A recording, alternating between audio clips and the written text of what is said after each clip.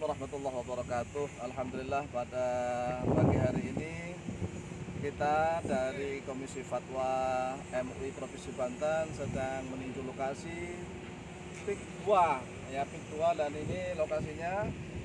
Nah, nanti bagaimana hasil rekomendasi fatwa dari MUI, dan ini teman-teman dari Komisi Fatwa Provinsi Banten. Ya, mudah-mudahan yang terbaik untuk Banten dan untuk masyarakat Indonesia.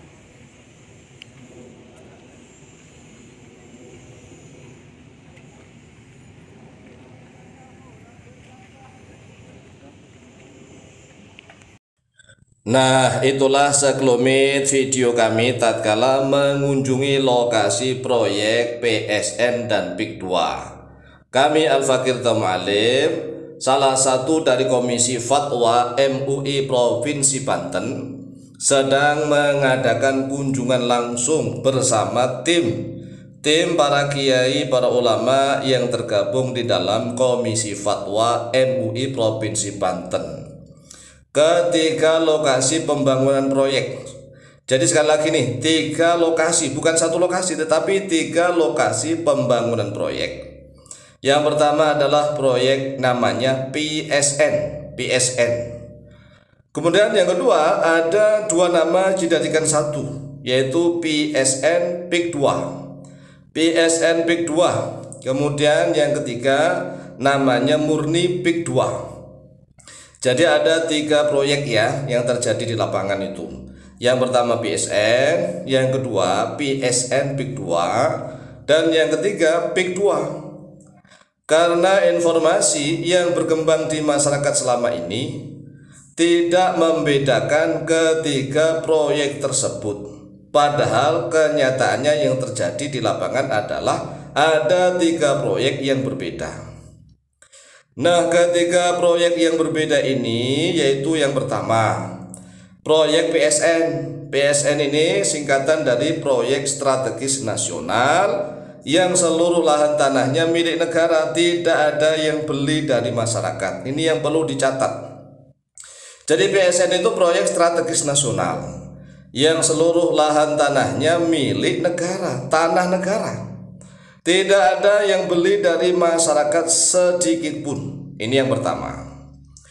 Kemudian yang kedua ada proyek namanya PSN PIK 2. Ada 2 nama dijadikan 1, yaitu dengan nama PSN PIK 2 yang seluruh lahan tanahnya juga milik negara. Hanya saja proyeknya dilaksanakan oleh PIK 2. Jadi tahannya ini nggak beli, lahannya juga nggak beli nih, karena lahan milik negara. Lahan milik negara itu adalah program PSN. Kemudian karena ini adalah proyek wisata macam-macam ya, maka pelaksanaannya, tanggung jawabnya diserahkan kepada pihak PIK 2. Paham nih? Jadi negaralah yang menerbitkan payung undang-undang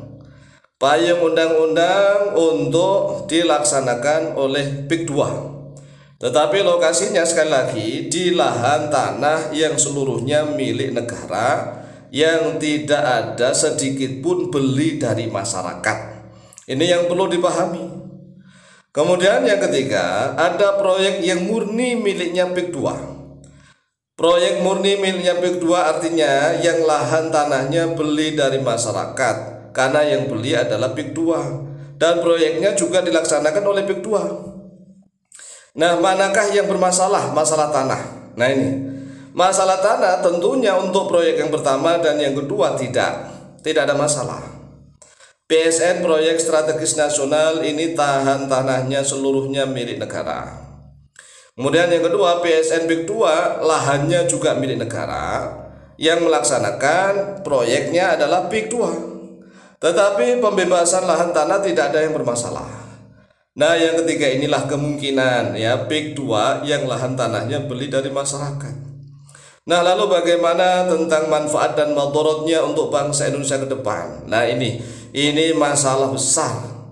Masalah besar menyangkut tentang, mohon maaf ya, mentalitas bangsa kita sendiri.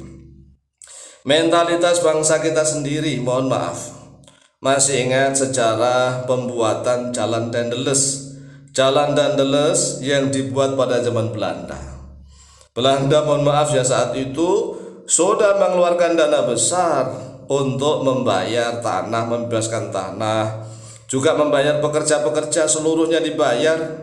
Tetapi pelaksanaannya, mohon maaf, ya media di mana-mana internasional menyoroti seolah-olah kerjanya adalah kerja paksa yang tidak dapat gaji apa-apa, nggak dapat upah apa-apa, hanya dapat makan pun itu pun seolah-olah dipaksa-paksa. Mohon maaf, pelaksana proyek adalah bangsa kita. Jalan Dandeles itu pelaksana proyek juga bangsa kita. Mohon maaf nih para pejabat-pejabatnya. Itulah yang dititipin uang oleh Belanda. Kemudian nggak tahu para pejabat-pejabat kita mulai dari bupati, wadana sampai lurahnya, apakah itu dibayarkan kepada para pekerja atau tidak? Ini hampir sama dengan proyek PIK 2 yang terjadi saat ini. Artinya, mohon maaf, kami tidak memihak kepada siapapun. Kami hanya memihak kebenaran. Kami juga bukan orang bayarannya PIK 2 karena posisi kami adalah sebagai Komisi Fatwa MUI Provinsi Banten. Sehingga kami harus mendalami masalah ini sedetail-detailnya. Sedetail-detailnya, nah video ini adalah sebagai informasi awal. Sebagai informasi awal, gambarannya jangan langsung menyalahkan si A, si B, si C. Kita harus melihat dulu lah bagaimana mentalitas bangsa kita. Mohon maaf. Nah, PSN ini proyek strategis nasional yang membuat payung undang-undang siapa? Yang negara kita, pemerintah kita. Lalu asas apa? Apakah benar-benar asas kemanfaatan, kemaslahatan untuk rakyat atau tidak? Ini yang harus ditelusuri. Kemudian PSN PIK 2 yang lahannya juga milik negara, tetapi proyeknya dilaksanakan oleh PIK 2. Apakah, mohon maaf, ada fee tertentu untuk membiayai main? Ini yang harus diteliti. Ini Masya Allah, kami sebagai salah satu anggota Komisi Fatwa MUI Provinsi Banten ini ya merasa belum final ini. Kita harus menyelidiki sampai ke akar-akarnya, mulai dari pusat sampai ke rakyat. Pusat sampai ke rakyat, yang kalau tanah yang dijual belikan itu jelas bukan untuk proyek pertama, bukan untuk yang kedua, tetapi yang ketiga, yaitu PIK 2 yang lahan tanahnya beli dari masyarakat. Nah ini mohon maaf nih, ternyata mentalitas oknum-oknum bangsa kita itu ada yang membeli tanah duluan ya, karena sudah mendengar ada mau proyek besar. Mental para, mohon maaf, pecundang itu sudah membeli tanah dari rakyat mengatasnamakan PIK 2 tapi dengan harga yang murah.